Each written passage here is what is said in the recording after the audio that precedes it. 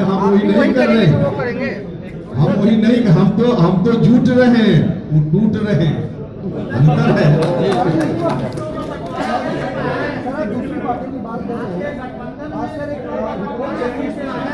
थोड़ी शांति बनेगा तो सुन पाएंगे। दूसरी पार्टी की बात कर रहे हैं, 143 सीटों पर यह फ्रंट लड़ेगा। बाकी किस पार्टी से कितनी सीटों पर हम लड़ेंगे बाद में बताएंगे। वो लोगों की टिकट स्क्रीनिंग कर रहे हैं, लोगों से मुलाकात कर रहे हैं, इसमें क्या कहेंगे? नहीं, यही तो उन्होंने किया सत्ता में रहते हुए भी। जिस तरह से सत्ता में रहकर किस तरह से खजाना को खाली किया, वो हमेशा उल्टा पलटी काम करने के लिए लालू जी जाने जाते रहे हैं, वो आज भी उसी तरह के काम में लगे हुए। आपका सवाल होगा, अगर हुआ तो बाद में मैं जवाब दूंगा। फिलहाल बहुजन समाज पार्टी के जो इंचार्ज हैं रामजी सिंह गौतम जी अपनी बात करेंगे। होगा एजेंडा होगा, हम आपके समक्ष विजन डॉक्यूमेंट के रूप में बाद में लेकर आएंगे, आपको बताएंगे को कैसे यहाँ रोजगार मिले, रोजी रोटी का इंतजाम उनके लिए हो। खासकर जो गरीब परिवार के लोग हैं उनके लिए कोई इंतजाम यहाँ नहीं।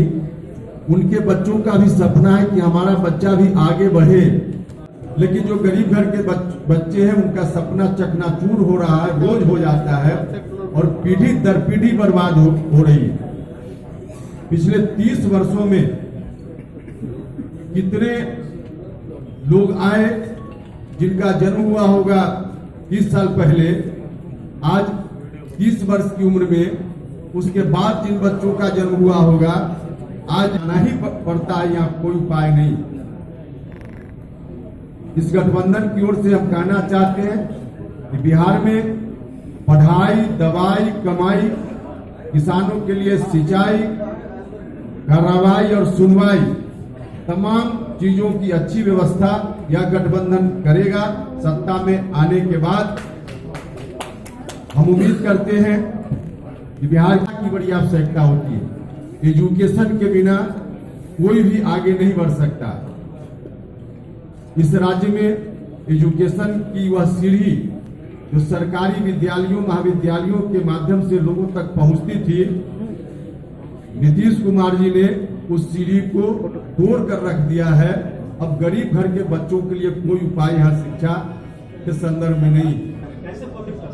बिल्कुल पब्लिक इसलिए ट्रस्ट करेगी कि हम भी थे एनडीए में, भारत सरकार में मंत्री, लेकिन पार्लियामेंट में भी जब कोई सैद्धांतिक बात होती थी तो उपेंद्र कुशवाहा वहाँ भारतीय जनता पार्टी के सिद्धांतों के खिलाफ भी कलेजा तान कर बोलता था पार्लियामेंट के अंदर, तब भी, और सड़क पर भी हम उस वक्त भी संघर्ष करते थे जब हम एनडीए में थे।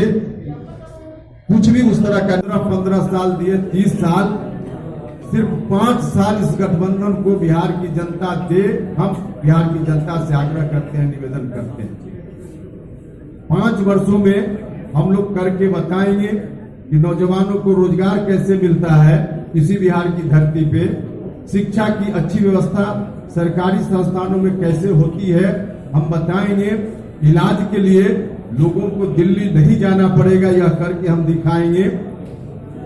जब नरेंद्र मोदी जी उस वक्त प्रधानमंत्री नहीं थे, प्रधानमंत्री की उम्मीदवारी को लेकर घूम रहे थे 2014 के चुनाव में, लगातार उन्होंने कहा कि बिहार के लोगों को हम सत्ता में आएंगे तो पढ़ाई, दवाई, कमाई के लिए बाहर नहीं जाना पड़ेगा।